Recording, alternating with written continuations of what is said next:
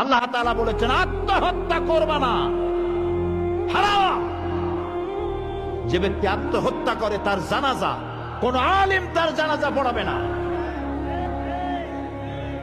সামান্য সলিমুদ্দিন কসিমুদ্দিন জাতীয় কয়েকজন লোক যাবে, আর একটা মুয়াজ্জিন জানাজা পড়ায় কবরে ধুয়ে দেবে। বড় জানাজা হবে না, বড় আলেম জানাজা পড়াবে না, যেহেতু সে জাহান্নামে যাবে। আত্মহত্যাকারী কোথায় যাবে? কিন্তু এই যুবক পোলাপানগুলি ওরা তো বোঝে নাই, ওদেরকে বুঝানো হইছে যে তোমরা যদি এই কামটা করো একেবারে বেহেশত তো যাবাই, মরার সাথে সাথে আল্লাহর সামনে গিয়ে হাজির হয়ে যাবে।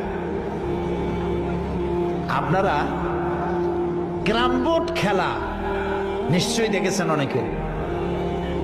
আর ভাই কইতে লজ্জা কি, আমিও তো খেলছি ছোটবেলায় ক্যারাম বোর্ড খেলা। এটা কি কোনো গুনাহ নাকি? আমিও খেলছি। ক্যারাম বোর্ড খেলাটা কি? বোর্ডের উপরে কতগুলি এরকমের গুটি থাকে, একটা থাকে লাল, ঠিক না? এখন বোর্ডের উপরে এই গুটিটা আমি মারতেছি, সামনে আর একটা গুটি, কিন্তু সামনের গুটিটা আমার মূল টার্গেট না। এই গুটিকে ওটাকে হিট করবে, সে ধাক্কা খাইয়া মারবে লালটাকে, লালটা পড়ে যাবে পকেটে।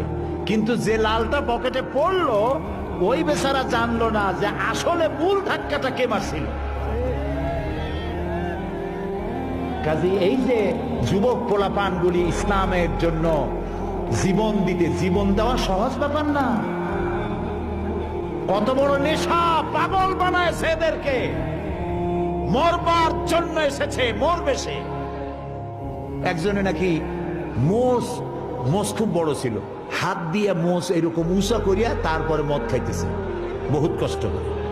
তারপরে লোকেরা বললো তো তুমি এত কষ্ট করে মদ খাইতেছো কেন, হাত দিয়ে মোষ এত উঁচা করিয়া?